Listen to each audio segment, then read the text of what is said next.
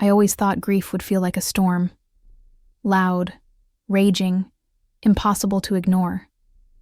But sitting there, in that heavy, wood-paneled law office, grief felt more like suffocation. Like the air itself was thick and wet, pressing into my lungs, refusing to let me breathe properly. The mahogany table stretched long and polished between us, a mirror for the chandelier's cold white light. Around it, my family, or what was left of it, sat stiffly, eyes darting, lips pressed thin in anticipation. People I hadn't seen in years. People who had once cooed over me at Christmas, sent cards with glittery letters, and then vanished when things got messy. I smoothed the hem of my black dress, my fingers trembling against the soft cotton.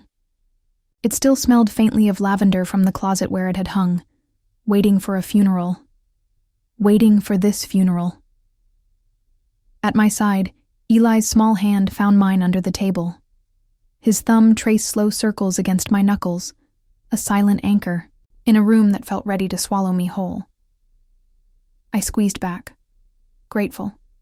God, so grateful for him, even as my stomach twisted itself into knots.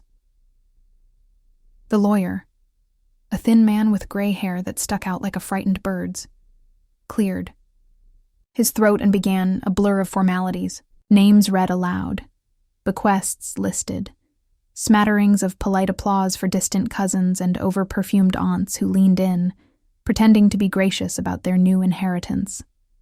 I sat straighter, heart hammering, waiting for my name. It didn't come. Not even once. Instead, I heard my father's estate, the house where I learned to ride a bike, the record collection we danced to in the living room, the cabin by the lake he promised would always be ours, handed off to others. Strangers, practically, people who never knew. He snored when he was exhausted, or sang off-key when he thought no one was listening. A cold ripple of laughter slid through the room. Polite, but not polite enough. Like wolves snickering behind their teeth. I didn't turn to see who it was. I didn't need to. I could feel their glee wrapping around me like a second skin. My cheeks burned, my vision blurred. I bit the inside of my cheek so hard I tasted iron. Anything to stop the tears from coming. They wanted me to crumble, to sob, to confirm whatever awful stories they'd told themselves, that I deserved to be forgotten. But before I could move, before I could bolt from the room like a wounded animal, Eli pushed his chair back with a scrape that shattered the stiff silence. He stood on his toes to reach the edge of the table, his small body trembling, his chin lifted high. And then, in a voice that cut cleaner than any lawyer's formalities, he said, "My grandpa loved my mom best." The room froze. "No," one breathed. "Not even me." For a moment, I thought the chandelier itself might fall from the ceiling under the weight of that silence. Eli turned to look at me then, his brown eyes fierce and shining. The same eyes that used to make my father mist up when he thought no one was watching. The same stubborn jawline. The same stubborn love. I opened my mouth to say something, to thank him, to hush him. But before I could, the lawyer cleared his throat again, this time with a different sort of urgency. There is one more document," he said, fumbling at the stack in front of him, his fingers clumsy now. Something shifted in the room. The air changed. The wolves straightened in their seats. I reached instinctively for Eli, pulling him close against my side. Because whatever came next, whatever secrets my father had buried along with him, we were about to dig them up, and this time, I wasn't alone. I wasn't always invisible. Once, I was the sun in my father's sky. He used to lift me onto his shoulders so I could touch the stars, even if it was just the cracked ceiling of our living room. He would whistle off-key tunes while fixing the old truck and let me hand him tools like I was his most trusted mechanic. When I scraped my knees on the gravel road, he was the one who carried me inside, muttering about how brave girls still bleed. Back then, it was just the two of us and the wide, endless world. And then, she came. Janice arrived like a soft whisper under a locked door, the kind of woman who smiled just a second too late and spoke in a voice so sweet it made your teeth ache. She smelled of lilacs and expensive lotion, always too polished for our dusty little life. I wanted to like her. I tried. God, how I tried. But children know things adults pretend not to notice. The first few months were small things. The way she would gently correct me when my father wasn't listening. The way her hand would tighten a little too hard on my shoulder. If I said something she didn't like, always smiling, always cooing sweet nonsense while she clipped my wings, feather by feather. It didn't happen overnight. It was slower than that. 1,000 little moments where my father's eyes slid past me when I spoke. 1,000 sighs, tight and impatient, when I asked for his time. 1,000 reassurances that I was overreacting. Too sensitive. Too dramatic. By the time I graduated high school, my place in the house had shrunk to a bedroom I barely entered. I lived between part-time jobs and libraries, building walls where none had existed before. I met Jeremy that same year. He was everything my father had once been, charming, funny, strong. He listened. He made me feel like I mattered again. When he asked me to marry him after barely a year, I said yes without a second thought. Looking back, I think I was less in love with him and more in love with the idea of someone choosing me, claiming me. I traded one crumbling foundation for another without even realizing it. Marriage, it turned out, was just another place to practice being small. Jeremy loved me when it was easy, when I laughed at his jokes, when I stayed quiet, about money troubles, when I made life comfortable for him. When things got messy, when I wanted more, needed more, his love shrank into something sharp-edged and conditional, just like home. I see it so clearly now. Back then, I only felt a nameless ache growing bigger inside me every year. When Dad got sick, Jeremy barely noticed the way I started shrinking again. He didn't ask why I stared blankly at my coffee for hours, or why my hands shook when I checked my phone for updates from the hospital. I told myself it didn't matter. I told myself I didn't need him to care.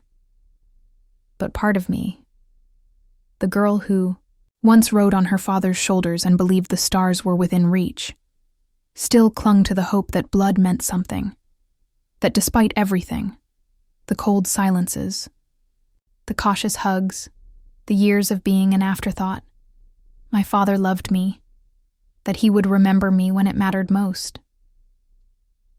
When he died, and the call came from the hospital in the middle of the night, Jeremy didn't even wake up. I packed Eli into the car, drove through the foggy dawn, and sat alone in that sterile room beside a body that no longer felt like my father's. I pressed my forehead to his lifeless hand and whispered all the things I had been too afraid to say when he could hear me. I forgive you, I said. I still love you. I always did. I wore that hope like armor when I walked into the law office for the will reading. I told myself I didn't need anything from him. Not money, not property, not apologies. Just a sign. A word. A gesture that said, "You mattered to me." But hope is a cruel thing. It can fill your lungs so full that when it bursts, it drowns you. Sitting there, listening to the lawyer's voice drone on, hearing my name erased like a typo from the record of my father's life, I realized the truth I had been running from for years. I had been trained to accept being invisible. I had worn it like second skin, first in my father's house, then in my husband's arms, and now, again, in a room full of wolves circling. The scraps of a man I once called Daddy. The only difference was this time, someone saw me. Eli, small and defiant beside me, refusing to let me disappear without a fight. Maybe, just maybe, that would be enough. Maybe I didn't need their approval, their acceptance, or their money. Maybe I just needed to find myself again. And maybe, just maybe, this time, I would not be erased. The ride home from the will reading was a blur. Wet pavement slipping past under a bruised sky. Windshield wipers struggling against a soft, mocking rain. Eli sat quietly in the back seat, humming under his breath the way he did when he was nervous. I didn't turn the radio on. I didn't speak. I drove like a ghost, my hands clamped hard around the steering wheel until my knuckles whitened. By the time we pulled into the cracked driveway of our small house, the rain had stopped, but the world still felt soaked through with something heavy and sour. I sent Eli inside ahead of me, mumbling something about dinner, homework, normalcy, as if normal could ever live here again. I stood on the porch a long moment, keys dangling uselessly in my hand, before I forced myself through the door and into the stifling quiet of home. The house smelled like lemon cleaner and damp carpet. Familiar. Too familiar. I kicked off my shoes by the door and walked, barefoot, to the hall closet where the old cardboard boxes lived. The ones I'd shoved there after the funeral, unopened.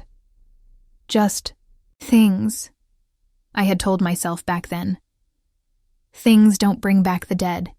But now I needed something. Anything. I tore the tape off the first box with trembling hands. Clothes, worn flannel shirts, still faintly dusted with sawdust and motor oil. A tangle of yellowed newspapers, old tools, cracked photo frames. I dug, deeper, tossing items onto the floor like a woman drowning. Another box, and another. Until finally, at the very bottom of the third box, under a battered Red Sox cap and a faded Polaroid of us fishing by the lake, I found it.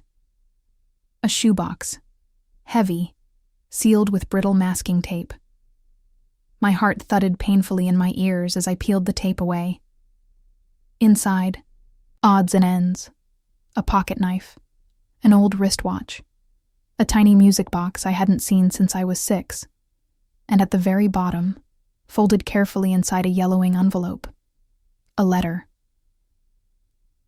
The paper crackled when I unfolded it. The handwriting slanted and shaky. I sank onto the cold tile floor, my back against the closet door, and began to read. My sweet girl, if you're reading this, it means I wasn't brave enough to say these words to your face. I hope you'll forgive me. I don't know when it started, exactly. Maybe after your mother died. Maybe when I let loneliness make me stupid. Janice was kind at first. Or maybe I just needed to believe she was. I didn't see the way she changed things, the way she changed me. I let you drift away. And worse, I told myself you were the one pulling back. That was the lie I built my peace on. But peace built on lies is a house of cards. And now it's collapsing around me. I was proud of you every day, even if I forgot how to say it. I loved you every day, even if I forgot how to show it. There's another will locked away, where it always should have been. I made sure of it when I realized the mistake I'd made, but by then, you were already so far away. If you can find it, it's yours. It's always been yours. Forgive me, my girl. You were never invisible to me. I just couldn't see past my own guilt. I love you. Dad, I pressed the letter to my chest, curling around it as the first sob broke free. Ugly, broken sounds tore themselves from my throat. Grief like a wound, gaping and raw. I had begged the universe for proof that he loved me. And now I held it, fragile and almost too late. I cried until the floor beneath me blurred and the walls closed in. And then, shame curdling. In my gut, I stood, staggered to the kitchen, and lit a match. I held the match over the letter, watching the flame lick dangerously close, daring it to take the words away. If I burned it, maybe I could stop hurting. Maybe I could finally bury the girl who needed too much. My hand trembled. "Mom?" Eli's voice, soft and scared, cut through the crackling fire and broken silence. I turned to see him standing in the doorway, clutching the frayed hem of his sweatshirt. He crossed the kitchen in 3 small steps and wrapped his arms around my waist, pressing his cheek against me. "We'll find it," he whispered. The words were so simple, so certain, like they were already true. The match guttered out between my fingers, leaving only a small trail of smoke curling into the air. I dropped it into the sink, clutched the letter tighter. For a long moment, I just stood there, feeling the weight of him, the steadiness of him. I hadn't lost everything. Not yet. The fire in my chest shifted, from destruction to something harder, hotter. Not anger exactly. Something deeper. Something like resolve. My father had made mistakes. Terrible ones, but he had loved me. He had left me breadcrumbs, and I would find the truth. For both of us. Because I was done being the daughter everyone forgot, it was time to remember who I was. The morning after I almost burned the letter, I woke up with a different kind of ache in my chest. Not grief, not rage. Something quieter, something steadier. A stubborn ember that refused to die. I made Eli a quick breakfast, toast he barely nibbled, too busy watching me with wide, uncertain eyes, and kissed his forehead before sending him off to school. Then I grabbed the keys to my battered sedan and drove without really thinking about where I was going. My father's workshop sat on the edge of town, tucked behind an abandoned gas station where the pumps had long since rusted into skeletons. I hadn't been there in years. The building looked smaller than I remembered, the paint peeling, the windows clouded with dust. But when I stepped inside, it smelled exactly the same. Oil, wood shavings, old leather. Memories pressed against me in waves. The way I used to perch on the stool by his workbench, swinging my legs while he built birdhouses and picture frames. How he would let me help, even if all I did was hand him the wrong screwdriver. Every time. I ran my fingers over the battered work table, the grooves and stains worn into it like a secret language only we understood. But there was nothing here. Nothing that looked like a hidden will. Only echoes. Still, something in the letter had tugged at my mind, where it always should have been. And when I closed my eyes, I could almost hear his voice, rough and warm, telling me about the cabin. "Always yours, kiddo. No matter what happens, that place will always be yours." The cabin. Of course, I drove faster than I should have down the winding country roads, gravel pinging off the undercarriage like hail. The lake emerged from the trees like a sleeping giant, mist curling off the water in lazy tendrils. The cabin stood at the far end of the shore, small, weathered, stoic. It looked abandoned, sagging, under the weight of seasons spent alone. I parked the car and approached slowly, heart hammering. The door creaked open on protesting hinges, and I stepped into a world frozen in time. Dust motes danced in the pale beams of sunlight slicing through the gaps in the curtains. The fireplace still held the charred remains of the last fire we ever built together.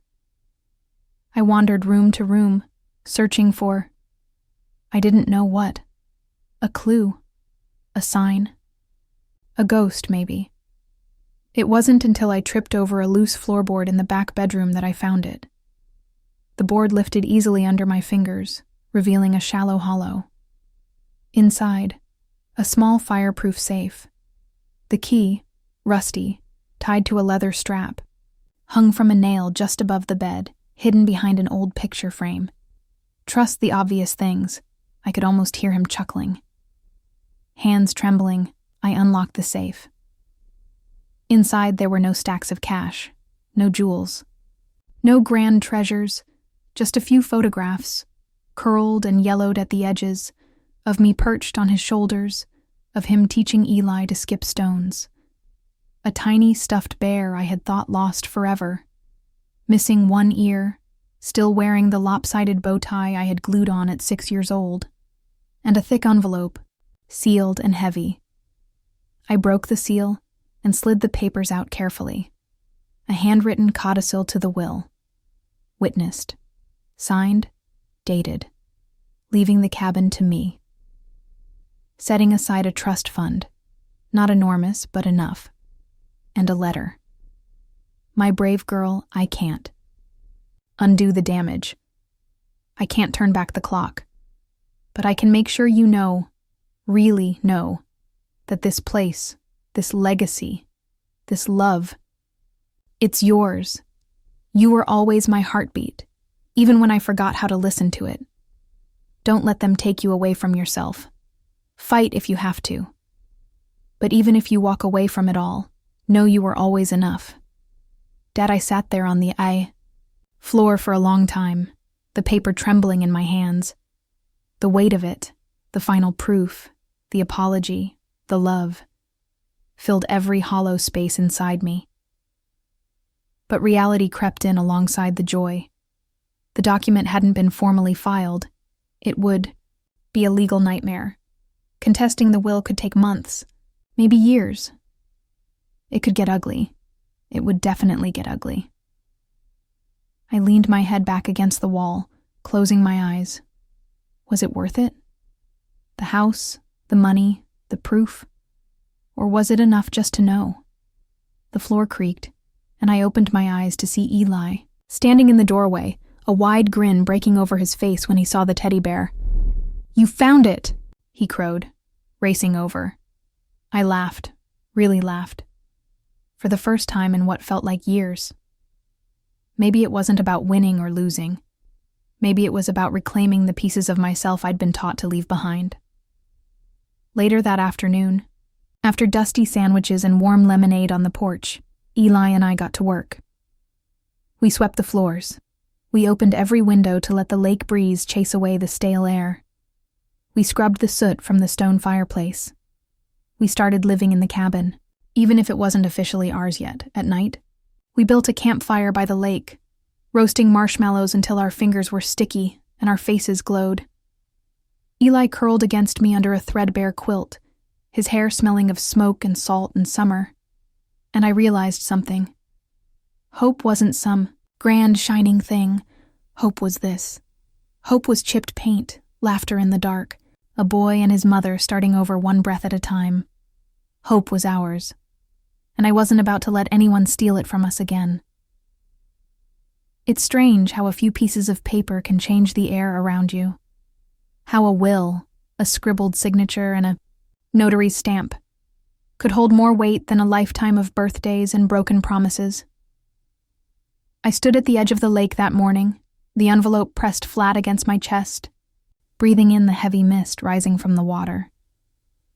The cabin behind me creaked and sighed with the weight of memory and neglect. But for the first time, it didn't feel abandoned. It felt alive. It felt mine. Still, that paper alone wasn't enough. Not yet. I needed help. Real, professional help. Not just to claim what was rightfully mine, but to make sure they, Janice, her polished children, all of them, never got to rewrite my father's story the way they had tried to rewrite mine. It took 3 phone calls, a referral from a friend of a friend, and a long drive into town before I met Mr. Whitmore. He wasn't what I expected. No flashy office, no designer suit, just a cozy little building crammed with old books and the faint smell of pipe tobacco. He wore a threadbare sweater, horn-rimmed glasses, and a look that said he had seen every kind of betrayal a family could cook up.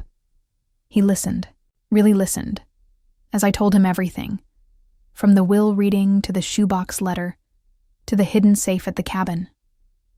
When I finally laid the documents on the table between us, he adjusted his glasses and smiled, slow and certain. "You," Have a case, he said simply. A strong one. But I twisted my hands together, heart pounding. It won't be easy, will it? He chuckled dryly. Nothing worth fighting forever is. He explained the process carefully. Petitions to the court, challenges to the filed will, proof of intent, witness statements. It could take months, maybe longer. Would cost me money I didn't really have. It would cost me peace I barely clung to.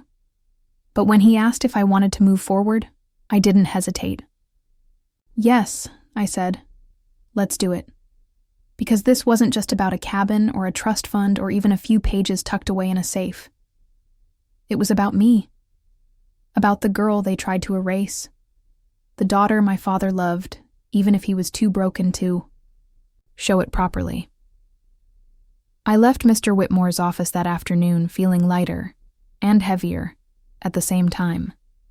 The fight had begun. In the weeks that followed, I changed in ways too small for most people to notice, but too big for me to ignore. Woke up early, before the sun cracked open the sky, and hauled lumber from the shed to the porch. I sanded splintered beams. I learned how to use a hammer properly. Not like a tourist pretending at work, but like someone building a life back out of rubble. Eli helped where he could. His small, hands paint-streaked and eager. Sometimes we fought over how to rebuild the fireplace stones.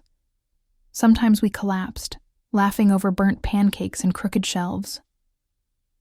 At night, when he slept curled like a question mark under the old quilt, I sat on the porch steps and stared out at the moon-dappled lake, feeling something shift inside me. Strength wasn't loud. It wasn't banners or war cries or fists raised to the heavens. Sometimes strength was the quiet refusal to vanish. Sometimes strength was simply standing where they told you to kneel. The first court papers went out 2 months later. Summonses, depositions, disclosures. I pictured Janice sitting in her pristine kitchen, reading the neat black letters, her painted smile cracking at the edges. Mr. Whitmore kept me updated. A cousin had confessed under pressure that the first will had been pushed through hastily, that conversations had happened behind closed doors. An old friend of my father's came forward, confirming he had spoken about wanting me to have the cabin and more.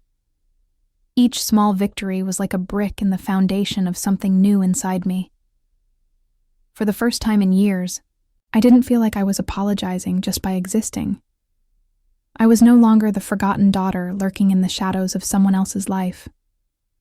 I was the woman rebuilding her own house, stone by hard-earned stone.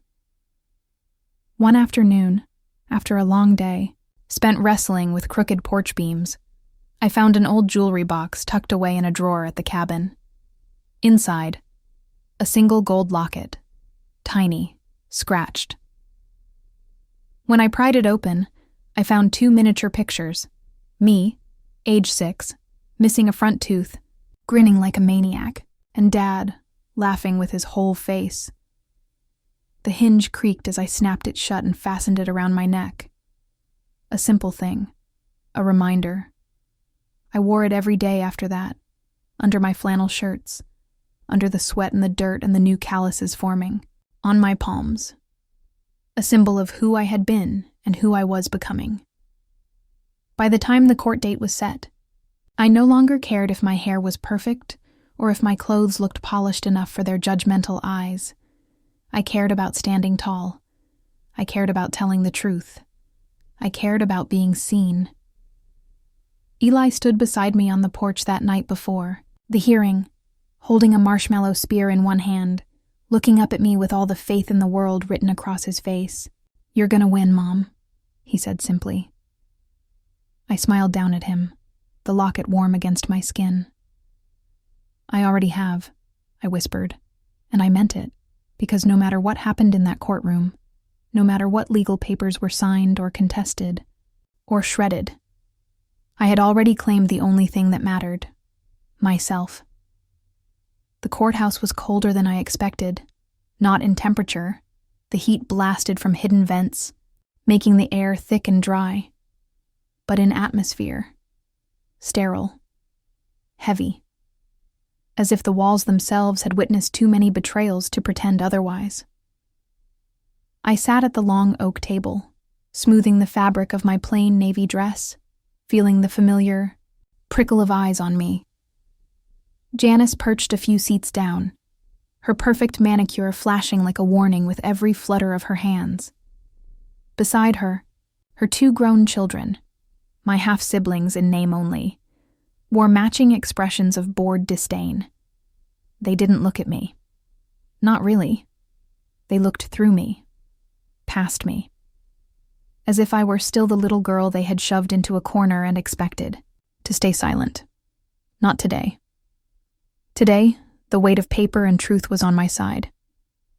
The hearing began with the dry clatter of legal language, procedural matters, statements of intent, exhibits introduced.